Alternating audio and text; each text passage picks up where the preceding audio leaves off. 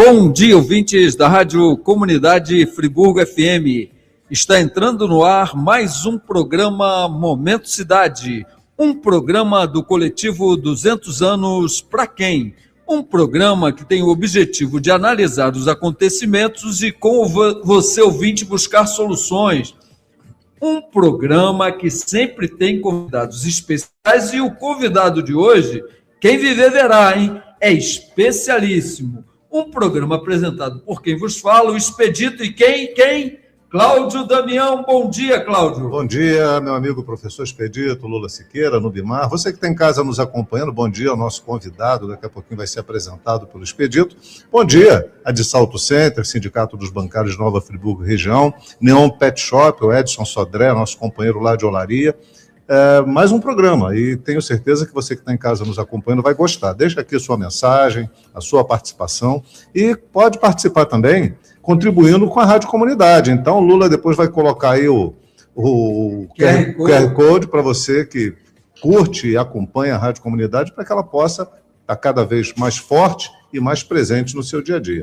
Botei até a chave Pix hoje. Tá aí, chave Pix. Gente, olha, vamos participar e contribuir. E hoje tem também Ricardo Furrer, que é médico e ambientalista, cidadão honorário de Nova Friburgo, dono da RPPN, Reserva Particular do Patrimônio Natural de Rio Bonito de Lumiar, é membro do Conselho Municipal de Meio Ambiente, presidente da APN, que é a Associação de Proprietários de RPPNs do Estado do Rio de Janeiro, também é membro da Confederação Nacional das RPPNs, membro do Conselho Consultivo da APA de Macaé de Cima, participante do Mosaico Central Fluminense das Unidades de Conservação e, atualmente, é também articulista, escreve uma coluna sobre meio ambiente no jornal A Voz da Serra. Bom dia, Bernardo, bem-vindo aqui à Rádio Comunidade e ao programa Momento Cidade. Bom dia, meus amigos, minhas amigas, a todo o público ouvinte. Eu quero agradecer aqui publicamente a toda a audiência, agradecer ao professor Expedito aqui, que fez essa apresentação que me lisonjeia muito, né, ao amigo roqueiro especial Lula Siqueira, aqui, também coordenando aqui os trabalhos. Lula técnicos, lá e Lula aqui, hein? Exatamente. Ao vereador Cláudio Damião e a doutora Nubimar, advogado, que também está aqui participando ativamente aqui da nossa conversa. Então, eu pretendo que a gente aqui tenha uma conversa, né, que o público participe, faça suas perguntas, coloque seus questionamentos. Quando a gente fala de meio ambiente em Nova Friburgo, a gente tem muitos temas para tratar, muitos temas que a gente deve tratar com muita atenção. E a participação das pessoas, a participação popular é fundamental, absolutamente fundamental, para definir os rumos que nós queremos para a cidade em relação especificamente à questão ambiental. Então, assim, eu coloquei aqui vários pontos, né, que eu pretendo conversar aqui com vocês. Todos, por favor, fiquem à vontade, né, de fazer os seus questionamentos. Mas um ponto que eu gostaria de começar é a tratar da questão da revisão do plano diretor de Nova Friburgo, né? É importante esse ponto. Exatamente. Então, nós estamos num momento muito crítico, né, porque está havendo a revisão do plano diretor, o processo de discussão para a revisão do plano diretor, ele precisa ser atualizado, e nós sabemos que o resultado final das propostas que vão ser apresentadas na Câmara dos Vereadores e definidas pelo Executivo, vai ser resultado de todos os vetores, né, todas as forças que atuam na sociedade. Então, se a população mais interessada e mais preocupada com as questões ambientais não participar, tenho certeza que outras vozes vão estar presentes, porque é uma disputa, é saudável essa disputa, não é ruim, né? Mas nós precisamos ser os atores daquilo que a gente pensa, daquilo que a gente gostaria que fosse, daquilo que nós entendemos do que seja melhor. E se não for, isso vai ser discutido no coletivo e chegaremos a um consenso. Mas é muito importante a participação da população.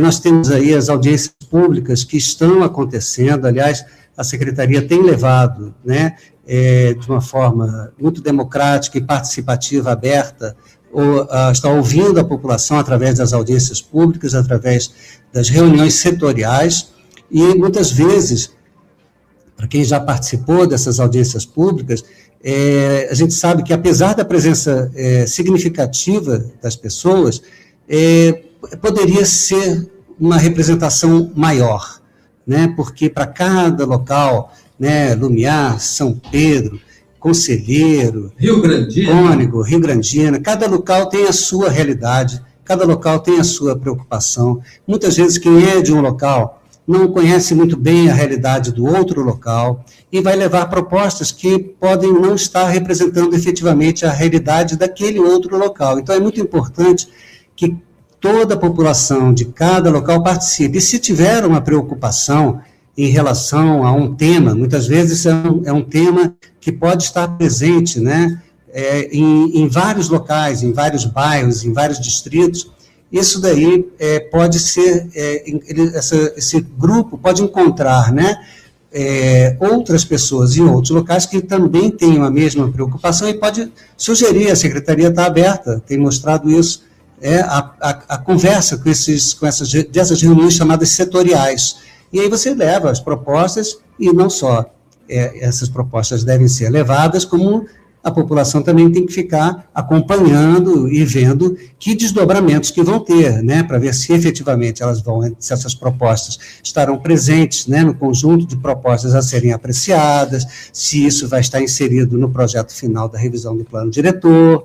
Então, assim, não basta ir nas reuniões, tem que haver efetivamente uma cobrança, uma participação, acompanhar o que aconteceu com aquilo que foi sugerido, o que aconteceu com aquilo que aquela outra pessoa que estava na reunião, que você achou bacana, aquela proposta, que fim levou aquilo, para que essas propostas não caiam também num vazio e mais adiante o plano diretor saia de uma forma que não seja o que realmente a população deseja, né?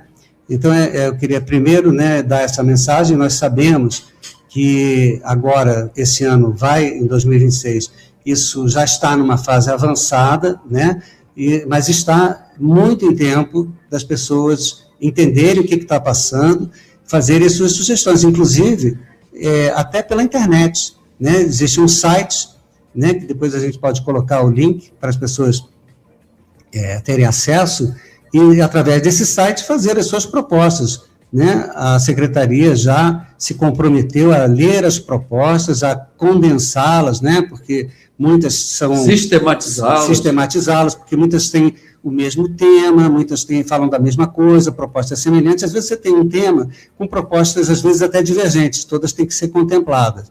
Então, aquilo ali vai ser sistematizado. A gente tem que cobrar isso também. Só aproveitar, dentro da sua fala, tem um aspecto, né? Nós participamos de todas as audiências públicas, nosso mandato se fez presente em todas elas. Uma coisa que, só para ajudar na reflexão, e quem está nos acompanhando também, muita gente, e é natural que isso aconteça, né? As pessoas querem resolver os seus problemas, é normal isso, mas chega na audiência e fala, não, minha rua está com buraco, tem mato na calçada, a luz está queimada, o poste aqui não funciona, a iluminação pública. Só para a gente situar que o plano diretor vai para muito além disso, né? É uma política de atendimento e organização do município. Não são demandas específicas que poderiam ser resolvidas nas secretarias, a de mobilidade urbana resolver o trânsito, a parte de conservação, a secretaria de obras, né? E cada uma na sua... Mas só para você falar um pouquinho sobre isso, porque acho que ajuda no entendimento, as pessoas levam muito por uma questão muito individualizada, pelo menos a gente percebeu muito isso. Não estou criticando, não, porque é natural, é uma ausência, muitas vezes, do poder público, né, nas localidades.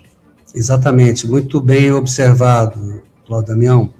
Inclusive, eu queria até aproveitar aqui a oportunidade de destacar que o seu mandato, né, a sua presença, né, o vereador Cláudio Damião foi o único vereador presente em todas as audiências públicas realizadas até agora, tem estado atento e acompanhando todo esse processo e tem, assim, demonstrado ser um grande parceiro da população nessa iniciativa.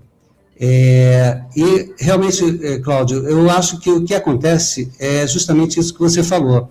Pelo distanciamento, muitas vezes, do poder público em relação aos problemas locais, aquilo vira como se fosse uma panela de pressão que você destapou de repente.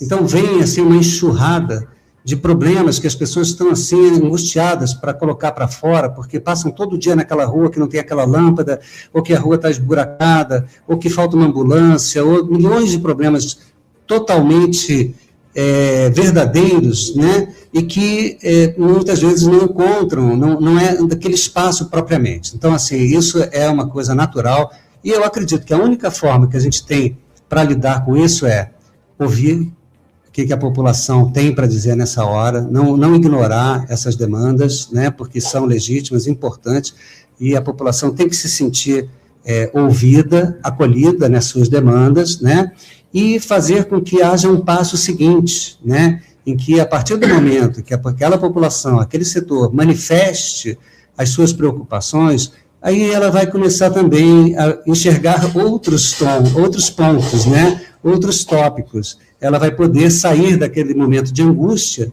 e vai poder, então, começar a pensar um pouquinho mais além dos seus problemas individuais, muitas vezes, né? E enxergá-los também como problemas coletivos. Bernardo, eu até quero dar um pitaco aí, que é uma coisa interessante. O Cláudio, em legislações passadas, aprovou um instrumento poderoso e maravilhoso de participação política, que é a Câmara Itinerante, que se esse instrumento fosse usado adequadamente, a população seria ouvida em outros momentos e não encontraria naquela reunião do plano diretor o espaço para se pronunciar. Fale um pouco sobre isso, o que é esse Câmara Itinerante e o que isso pode ajudar até na construção do plano diretor, por que não? Sim, ajuda porque as pessoas vão ganhando consciência crítica, participação, né, o direito à participação, não só o direito, também a obrigação de participar. Nós temos como cidadãos não só a obrigação de votar, né? Tem o dever de participar. A Câmara Itinerante foi uma resolução que eu apresentei em 2009, ela foi aprovada, começou a vigorar acho que em 2012. Você vê como as coisas demoram, sabe, Bernardo? A gente tem uma tarefa de ser persistente. E aí ela significa que a Câmara deve comparecer em sessão nos bairros e distritos. Realizar isso a cada ano. Realizar uma sessão ordinária. Uma sessão em cada bairro ou distrito, organizado pela mesa diretora, para ouvir as demandas da população, dando voz à população. Não é para eu e o vereador ir lá fazer discurso, é para ouvir a população. O vereador tem 3 minutos para se apresentar e a população tem o tempo dela para ela fazer as suas reivindicações. 40 dias depois, a Câmara tem que apresentar o resultado disso. Como é que encaminhou aquelas demandas? Fez ofício? Foi ao governador, foi ao prefeito, requeriu alguma coisa à secretaria? Isso é uma dinâmica importante. A gente está brigando muito para que isso aconteça novamente. Ano passado a gente fez o requerimento, a mesa diretora ignorou, nós estamos começando um novo ano, já fizemos novamente o requerimento e a gente quer que a Câmara cumpra esse papel. Perfeito, eu acho que iniciativas, né, que a gente tem que dar os parabéns como essa, são justamente para que haja uma interface entre o poder público e a população, no caso específico aqui da Câmara dos Vereadores. Então, é muito importante que a população cobre isso, e é muito importante que os próprios vereadores tenham consciência de que devem procurar aquela população que votou neles, né?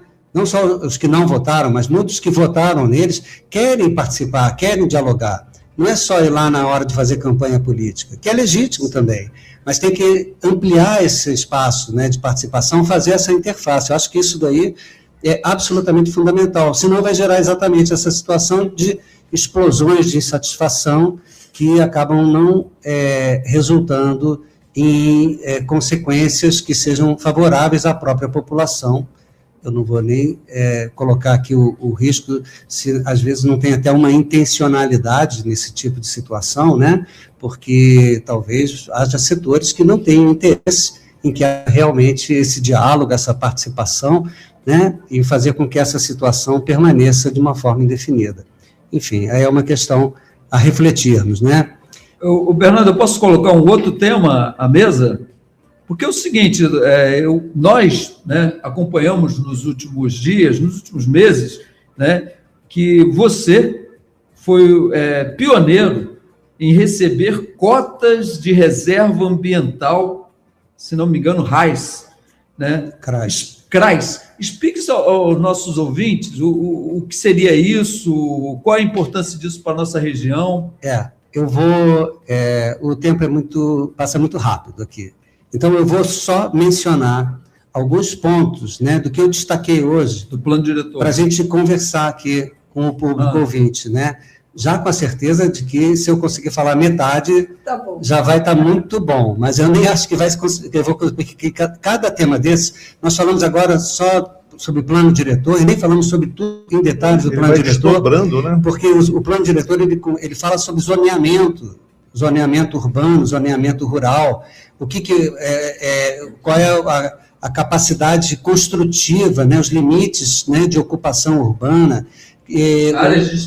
Áreas de expansão, tanto em termos horizontais como em termos verticais, né? Áreas que são reservadas para moradia e que passam a ser de produção industrial. Então, tudo isso é definido no plano diretor.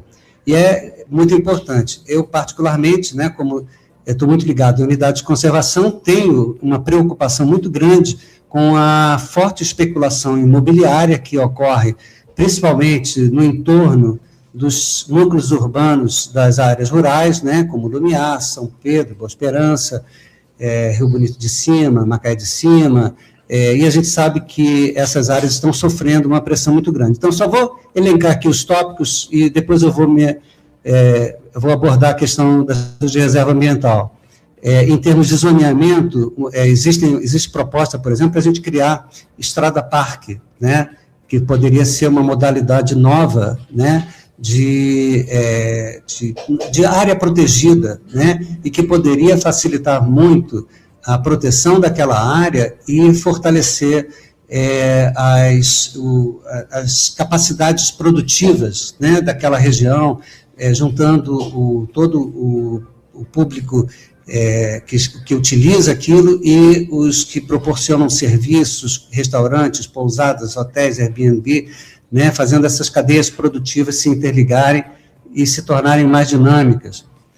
Na questão do zoneamento, a questão das zonas de amortecimento, que eu mencionei aqui uma preocupação, né, porque muitas vezes você tem um ponto que é área urbana e logo em seguida você tem uma área rural, uma ZAG, né, que é a zona agrícola, mas que é também de atividades econômicas. Então, é importante que haja uma zona de amortecimento entre essas áreas, para que o impacto não seja muito grande, né? Você não pode ter uma indústria e 1 metro depois uma floresta. Tem que ter aí uma transição de uma forma harmônica, né? Uma proposta também que a gente colocou aí numa dessas audiências públicas foi a criação do Parque Natural Montanhas de Nova Friburgo, né, a exemplo do que existe em Teresópolis. Eles têm lá, todo mundo pode acessar pela internet, o exemplo bacana que é aquele parque natural, e que a gente, nas nossas montanhas, principalmente ali na região, né, do parque, próximo ao Parque dos Três Picos, se nós pegarmos praticamente as áreas de APP, que são as áreas de preservação permanente, e talvez com um amortecimento em torno, não precisa muita coisa, só de colocar aquilo de uma forma mais organizada, a gente pode ter um parque maravilhoso, né? E aí, falando em parque, a gente fala em unidade de conservação. Isso é uma questão da maior importância em Friburgo, né?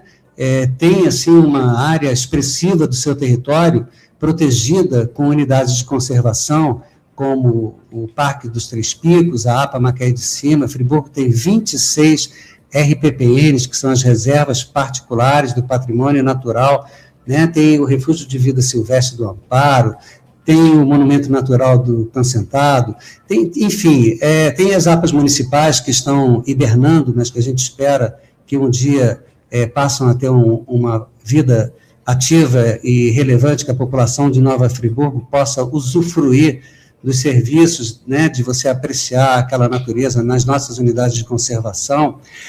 Nós temos aqui também o projeto, né, das RPPNs municipais que o nosso querido vereador Cláudio Damião apresentou na Câmara dos Vereadores, está lá para ser apreciado, e a gente tem muita esperança, expectativa de que seja aprovado, para que as RPPNs municipais sejam uma realidade, facilitando a criação das RPPNs justamente naquela instância municipal onde elas estão presentes, né? Tudo ocorre no município.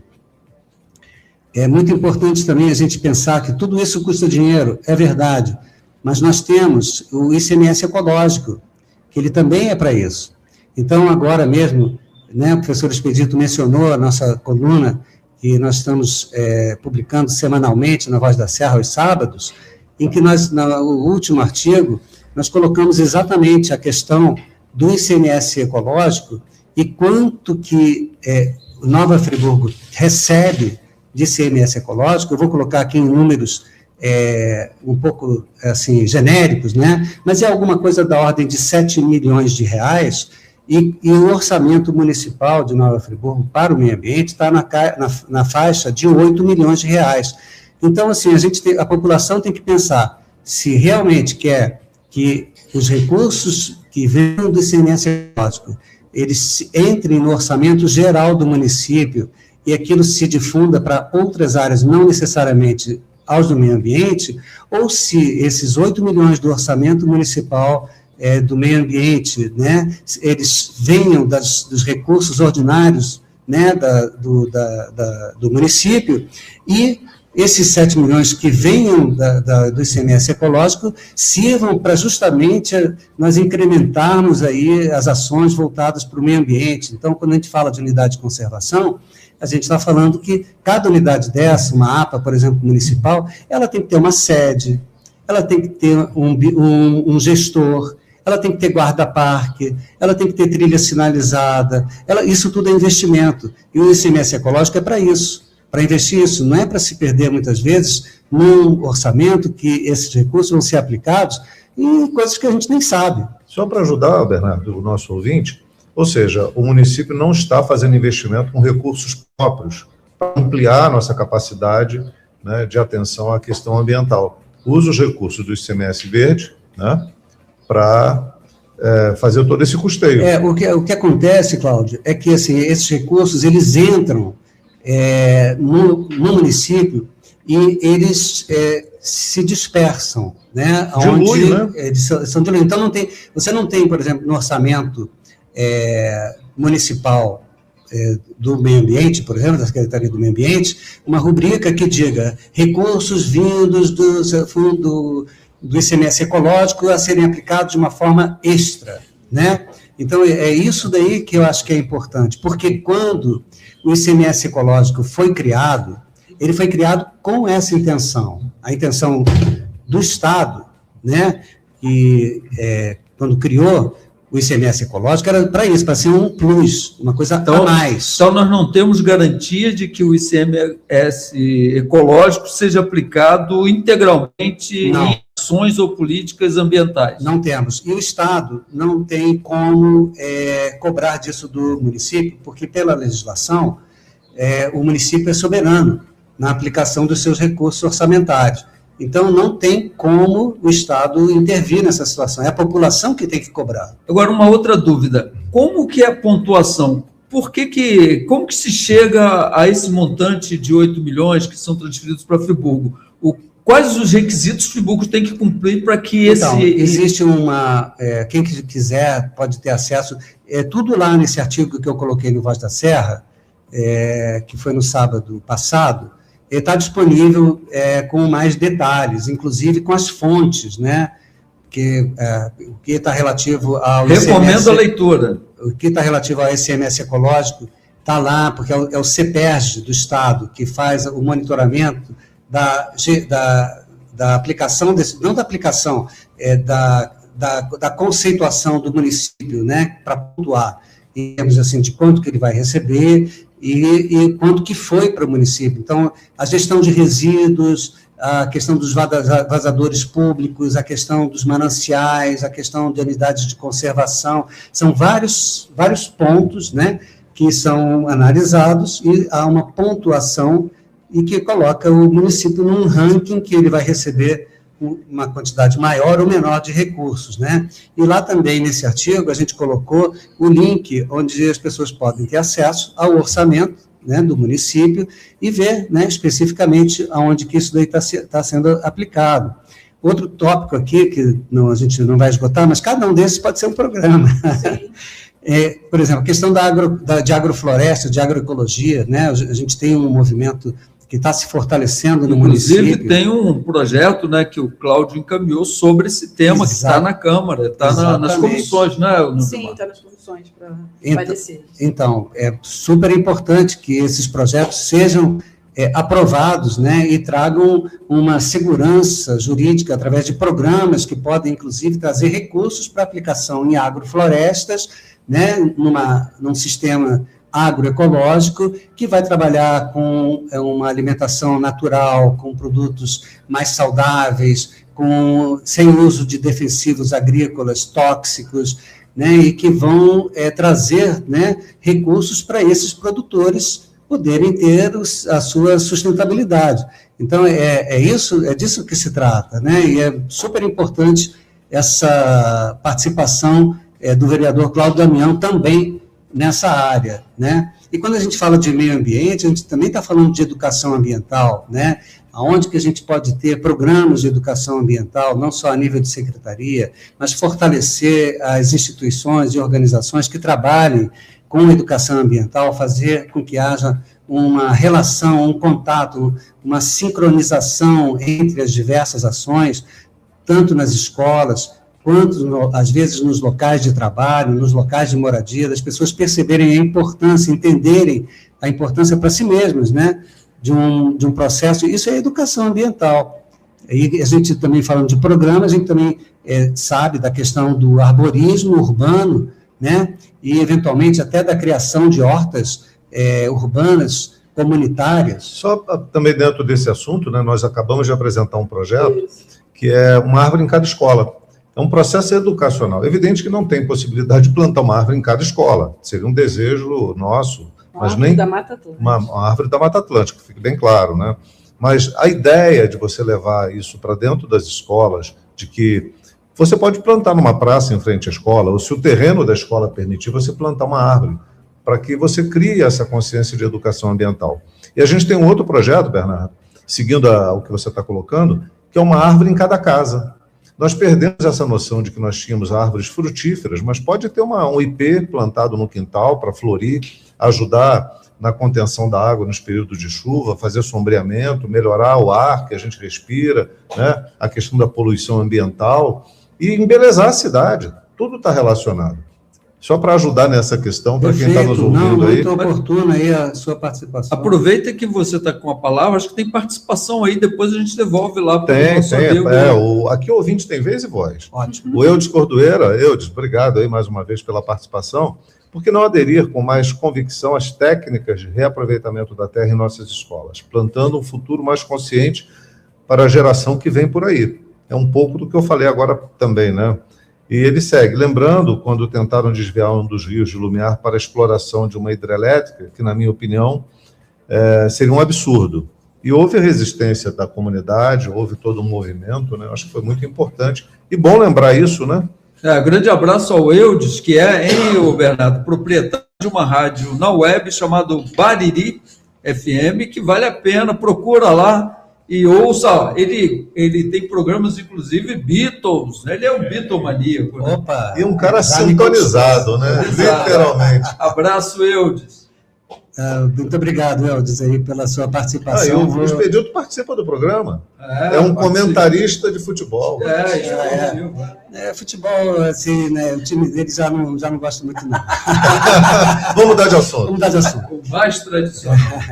Meu Deus. E a questão aqui que você abordou bem, né, dessa questão do arborismo urbano, muitas vezes a pessoa pode pensar assim, poxa, mas o meu terreninho é um terreninho pequeno aqui, eu só vou conseguir plantar 2 ou 3 árvores. É muito importante que as pessoas saibam que 2 ou 3 árvores no seu terreninho, 2 ou 3 árvores no terreninho do vizinho ao lado, 2 ou 3 árvores no vizinho do outro lado, tal, vão gerar, né, no conjunto, um arborismo que vai trazer sombra, vai formar, pode formar, e forma, a gente sabe que forma, um chamado corredor ecológico, em que certas espécies que muitas vezes estão isoladas numa área mais protegida, podem se deslocar, né, ter a sua difusão genética, né, do seu patrimônio genético para uma outra área, passando justamente, né, são pássaros, macaquinhos e determinados bichinhos, abelhas, muito bem. Vespas, né, que são importantes para a agricultura. Quantos animais a gente, e espécies da nossa flora, podem ser facilitadas com essa simples iniciativa que você mencionou muito bem. Além do bem-estar para a natureza, o bem-estar humano. Essa pessoa vai ter ali na sua casa os pássaros cantando, vão ter possivelmente flores, porque as árvores vão florir, sombreamento, e vai contribuir com menos água descendo pelas ruas para a concentração no centro da cidade, uma cidade com essa característica, né, geográfica. Então, tudo é contribuição. E a gente quer muito investir nesse debate. Isso, inclusive, essa semana eu vi um vídeo daquele botânico Ricardo Cardim, que ele trabalha um conceito interessante, que são as florestas de bolso, né? Que seria basicamente o seguinte: criar pequenos ecossistemas autossustentáveis, de rápido crescimento, em pequenas áreas urbanas, né? Essa técnica ela acelera a formação de sombra, como o Bernardo falou, melhora a biodiversidade local, reduz as ilhas de calor. Nós passamos aqui momentos muito complicados, com muito calor, né? E é uma ideia, por que não adotar essas ideias, né, Cláudio? Vamos pensar até nisso, numa indicação lá, nesse sentido dessas florestas de bolso. A gente tem que divulgar isso. E aproveitar o Bernardo aqui para nos ajudar. Quando a gente fez um comentário sobre a questão das árvores, começa um ou outro a falar assim: não, tem que plantar árvore baixa, não, tem que plantar só frutífera, não, o galho na cabeça. Gente, isso é um mito. Só vai acontecer um desastre de uma árvore cair se ela não for cuidada. Para isso, a prefeitura tem que ter uma responsabilidade técnica, de ter biólogo, fazer a análise das árvores, retirar os parasitas, como erva de passarinho. Se acontece alguma coisa de errado, é igual na saúde da gente. Se a gente não cuida da saúde, vai adoecer. Se você não cuida das árvores, elas podem adoecer. Agora, tem uma responsabilidade por trás disso. Se a gente for seguir a lógica de que a árvore vai adoecer e pode cair um galho, então nós vamos ter uma cidade insalubre, de sol o dia inteiro, queimando a cabeça das pessoas. A planeta de aquecer, da gente ter mais calor, vai ser mais sentida por nós. Então, para você que está com essa ideia equivocada, reveja as suas posições. Claro, e justamente a Secretaria do Meio Ambiente, né, ou seja, agora a Secretaria do Ambiente, ela tem como função, inclusive, justamente a apreciação técnica, né? Porque de um determinado morador, ele não sabe que espécie colocar, ele não entende disso, ele quer essa... Ele vai lá na secretaria, ele consulta, a secretaria tem que estar preparada, né? Não só para orientar, mas até para fornecer as mudas, né? No Horto Municipal, né? Com árvores nativas da Mata Atlântica. Às vezes você pode ter uma árvore mais adequada para aquele solo e outra... o proprietário daquela área não tem obrigação de saber, mas a secretaria tem o conhecimento técnico para isso, através de biólogos, engenheiros florestais, engenheiros agrônomos, né, de ir formando essa floresta urbana através desses núcleos que o professor Expedito colocou aqui muito bem. Né? Outra questão, né, e depois a gente, eu não estou esgotando os temas, só estou pontuando os temas, né? E só na pontuação a gente vê quanta coisa, né? A questão, por exemplo, do racismo ambiental, que também diz respeito ao meio ambiente, né? Porque a gente sabe que, justamente, quando ocorrem os desastres, né? E, infelizmente, Friburgo tem, na sua história, o maior desastre climático da história do Brasil, né? 2011. Temos que aprender com ele, né? Exatamente. Explica só o conceito do racismo ambiental para quem está nos ouvindo. Então, justamente... o que aconteceu, aonde que ocorrem as piores tragédias, aonde que ocorrem os piores deslizamentos, aonde que ocorrem as mortes, o maior número de mortes, né? Nas áreas mais carentes, porque né? É disso que se trata, né? São justamente nas áreas mais carentes. São justamente as áreas onde aquela população que não tem dinheiro para comprar alguma coisa melhor, que não tem recursos para ter uma moradia mais segura. Quem é que não quer ter uma casa segura em que você possa dormir de noite sem medo de que vai ocorrer uma tempestade e que, de repente, seus filhos podem não estar mais ali no dia seguinte, né? O friburguense tem na memória o desastre de 2011, né? Então, sendo adotadas medidas, né, que são importantíssimas, né, como essa barreira Sabó, que está aí sendo, né, já está no planejamento, vai ser construída, e que são muito importantes, que minimizam pontualmente, né, o impacto das chuvas quando elas ocorrem. Agora, tem que se pensar, no meu ponto de vista, uma modificação estratégica, né, em que essas populações menos, né, assistidas, desassistidas, elas devam ter uma política pública, seja através de programas municipais, seja através do Minha Casa Minha Vida, né, junto com a prefeitura municipal, de escolher locais seguros para que haja essa expansão urbana ordenada, segura e justa socialmente, porque essa população tem direitos iguais aos de todos nós. Isso. Aí, a sua explanação. Obrigado. Parabéns aí, Nubimar. Obrigada, querido. Olha só, é justamente muito oportuna essa colocação do Cláudio, que justamente era o ponto seguinte que eu ia abordar, porque nós estamos agora no período de avaliação do Programa de Gestão Integrada de Resíduos Sólidos do município. Não há muita transparência em relação a isso, né?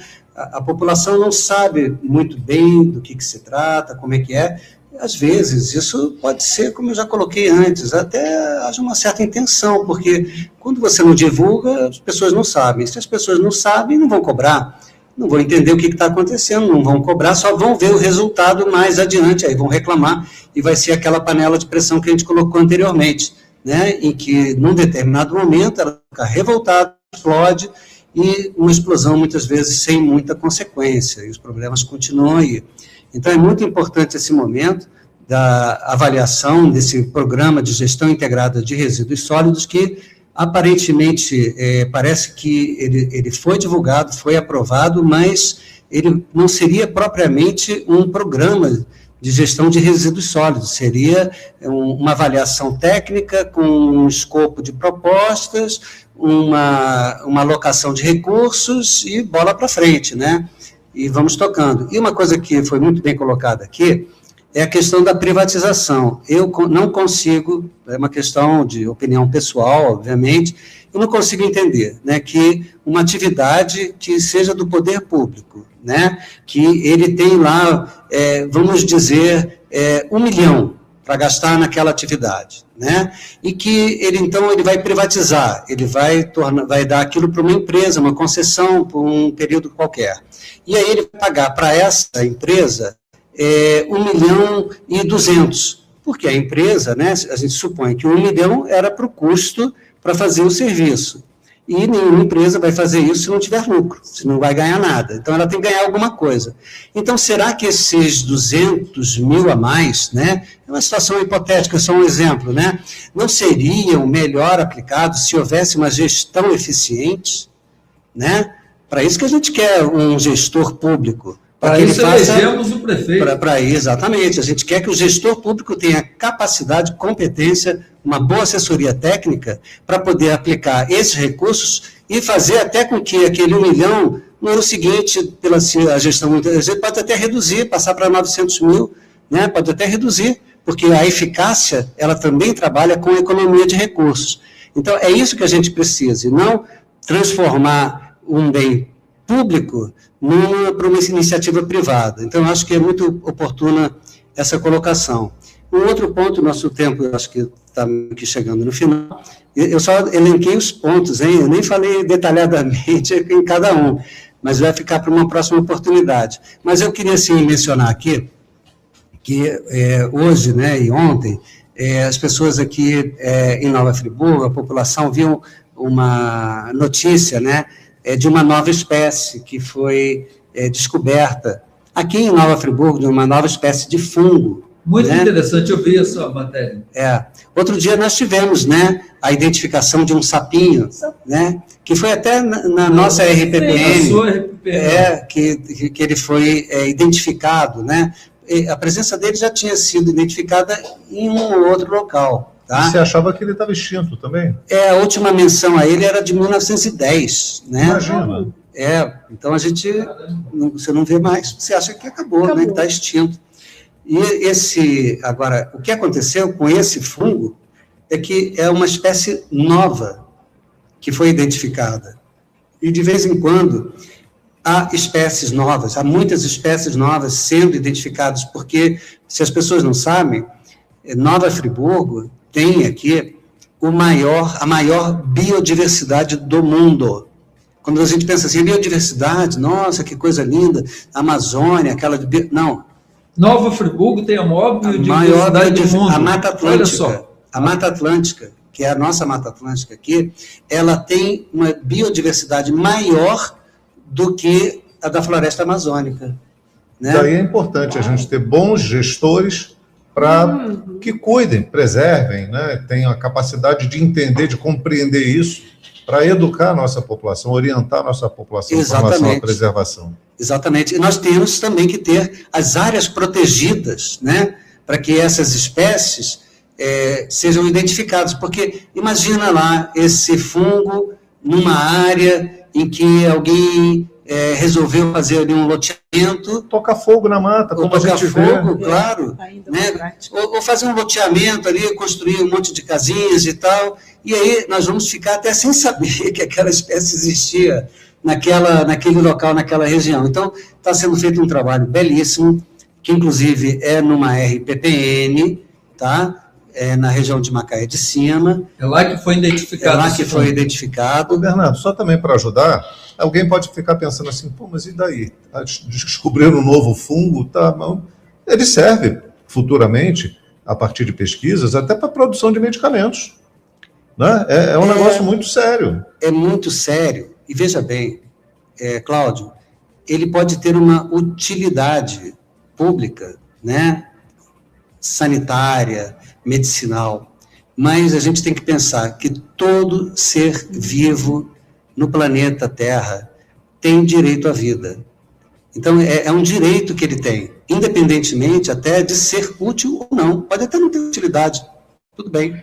Né? Se tiver utilidade, melhor ainda, porque a gente sabe que quantos antibióticos, né, por exemplo, são extraídos, né, de moléculas que acabam sendo sintetizadas a partir de moléculas naturais, que são ambiente natural, e que se produzem uma série de medicamentos, inclusive agora, esses anticorpos monoclonais aí, que estão fazendo, assim,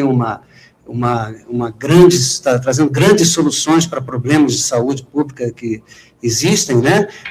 São também espelho do que a gente encontra na natureza, né? Então, é muito importante, qualquer espécie tem direito à vida e é muito importante que nós sejamos os guardiões dessas espécies. Patrimônio, né? Desse patrimônio natural. Essa identificação foi feita por uma universidade, um pesquisador. Então, é um pesquisador brasileiro, né, que dá aula na Dinamarca, parece que é na Universidade de Copenhague, que faz essa pesquisa. Essa RPPN é muito bem estruturada para fazer esse tipo de pesquisa. Eles têm equipamentos que proporcionam a facilidade de você fazer o sequenciamento genético. Foi divulgada qual área onde foi descoberto? Foi, mas eu não tenho autorização para falar. Então, assim, não sei se eles querem que fique divulgando, entende? Não, mas não precisa dizer... É uma RPPN. Mas não precisa dizer a propriedade, mas, por exemplo, em Lumiar, em Muri... Não, é em Macaé de Cima. Macaé de Cima, legal. Então, assim,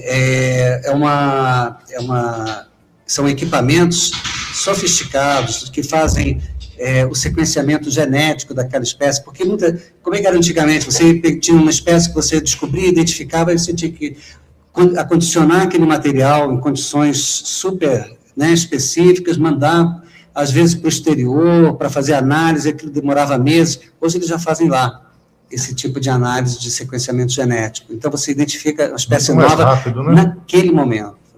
né, é fantástico. Então, isso é pesquisa em biodiversidade. Isso foi fornecido, foi o Jardim Botânico de Kew, né, o Kew Garden, em Londres, que é o maior jardim botânico do mundo, que está muito ligado a esse projeto.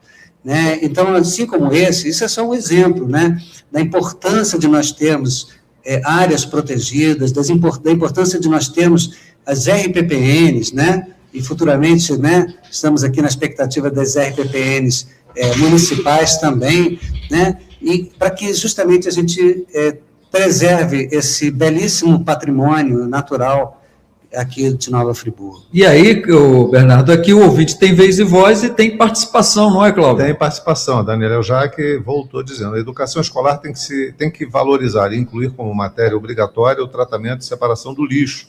As crianças educam os pais, é verdade. A Elizabeth Ramos Esteves, bom dia aos amigos. Só para lembrar, o prefeito não consegue cuidar das árvores da praça. E parabéns, amiga Nubimar. Obrigada, Beth. Um beijo, querido. O Almir está aqui também mandando uma mensagem. Parabéns a toda a equipe do programa, em especial ao entrevistado de hoje, Bernardo Furrer. O debate sobre gestão de resíduos sólidos em Nova Friburgo é inadiável. Vamos cobrar todos os envolvidos. Aí, Bernardo, uma pergunta que eu fiz lá atrás, você passou rapidamente, mas eu acho que tem a ver com essa discussão sobre uma RPPN estar equipada para que possa, não só pesquisas como essa serem feitas de identificação de novas espécies, mas para preservação. E aí, Friburgo e a sua RPPN foi pioneira na cota de reservas ambientais CRAS. Eu acho importante o ouvinte da Rádio Comunidade saber o que é isso e a importância de Friburgo ser a pioneira nisso. Sim. Realmente, as cotas, o que é uma cota de reserva ambiental?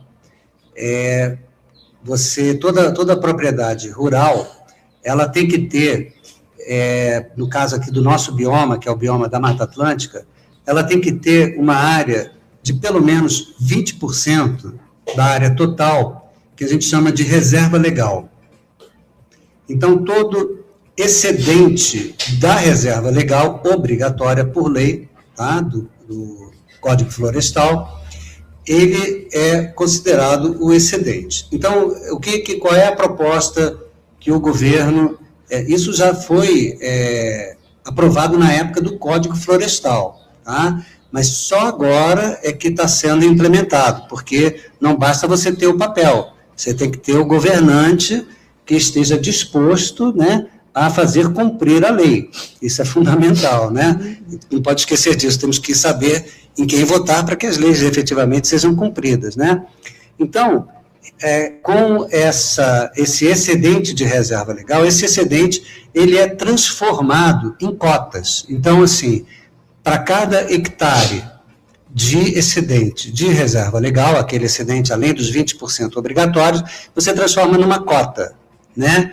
E aí, o órgão ambiental estadual, né, ele faz a análise daquela área e vai dizer, nessa área aqui tem X cotas de reserva ambiental. Essas cotas, isso hoje está em elaboração, tá? Elas estão sendo emitidas. Nós tivemos a honra de sermos os primeiros emissores de cota de reserva ambiental no Brasil, né? Foi para a gente assim, uma honra, porque é um reconhecimento, né, da sociedade, do trabalho que a gente vem fazendo, né, aqui em Nova Friburgo, né, e trazendo essa visibilidade da importância de Nova Friburgo na preservação do meio ambiente. Isso foi visto, foi enxergado, né, pelos órgãos ambientais, e nós estivemos lá em Brasília e recebemos da ministra Marina Silva, pessoalmente, essas cotas de reserva ambiental. E isso tem um significado muito importante, não só para Nova Friburgo, mas para o Brasil inteiro, porque onde tiver esse excedente de reserva legal, cada excedente será, e a gente espera que no segundo semestre desse ano, porque o mecanismo é extremamente complexo, eles estão saindo do zero, né? A equipe do Serviço Florestal Brasileiro, junto com o Ministério da Fazenda, está trabalhando muito em cima, e eles estão chegando a um mecanismo novo, que é um mecanismo como se fosse de bolsa, semelhante ao mecanismo de bolsa, em que essas cotas serão negociadas. Aí o que acontece? Num período de 5 anos, né, o proprietário, ele vende, entre aspas, né, aquela cota, e coloca ela no mercado, e alguém vai pagar por aquilo, um valor maior ou menor, de acordo com oferta e procura, né? A lei da oferta e da demanda. Então, assim, aquilo vai ter um valor, vai estar precificado, e esse valor, ele retorna para o proprietário, tá? Não precisa ser, isso não é uma exclusividade de RPPN, tá? Isso pode ser em qualquer propriedade. Está sendo agora em RPPN. Por quê? Porque a RPPN garante que aquela cota de reserva ambiental, ela será permanente. Tá? A validade é por 5 anos, mas a possibilidade de você emitir cotas é permanente. Por quê? Porque as reservas particulares do patrimônio natural, as RPPNs, têm caráter perpétuo. Então, assim, isso gera uma segurança e uma estabilidade na implantação de um projeto como esse. Porque se você tiver uma área, por exemplo, que a pessoa vai lá, tem um excedente de reserva legal e emite a sua cota de reserva ambiental, mas daqui a 1 ano ela quer desmatar, aquilo é possível, né, pelo menos de uma forma assentida, né, pelo órgão ambiental, e faz a supressão, por exemplo, de um pedaço para fazer qualquer coisa. Então, aquelas cotas, elas deixam de existir, né? E aí gera uma confusão jurídica danada, né? Então, eles estão ainda elaborando essas soluções e encontraram nas RPPNs um ambiente mais seguro e favorável para a emissão dessas cotas. Isso vai trazer dinheiro, isso vai trazer recursos de sustentabilidade, agora estamos falando das RPPNs, para as RPPNs, porque a gente faz um trabalho, já há muitos anos, de esclarecimento, de demonstração da importância da criação de RPPNs, principalmente aqui em Nova Friburgo, onde a gente atua, né, para que haja o interesse dos proprietários das terras para protegerem, né, a sua área de um caráter mais permanente, deixar para gerações futuras, não pessoais, mas para a humanidade, aquela área como uma área protegida. E o que a gente constata? É que todo mundo acha bonito, todo mundo acha legal, mas na hora de fazer, a conversa é um pouco diferente, porque a pessoa pergunta, mas o que eu ganho com isso? Será que vai me dar problema? Será que vai desvalorizar minha terra? Então, o bem material, ele acaba se sobrepondo a toda aquela beleza, né, aquele amor que a gente tem. Coletivo. É o bem coletivo. Então, para haver uma compensação, o sistema da emissão das cotas de reserva ambiental e da sua comercialização, ele vai gerar recursos. Então, quando a pessoa perguntar, o que eu vou ganhar com isso? Vai ganhar dinheiro. Vai ganhar a comercialização das suas cotas de reserva ambiental, que hoje só vão ser emitidas no Estado do Rio em RPPNs. Quer ganhar dinheiro na sua área? Vai lá, faz uma RPPN e emite cota de reserva ambiental. Aí vai ganhar dinheiro. Isso é aquilo que você muito bem colocou no seu artigo, né?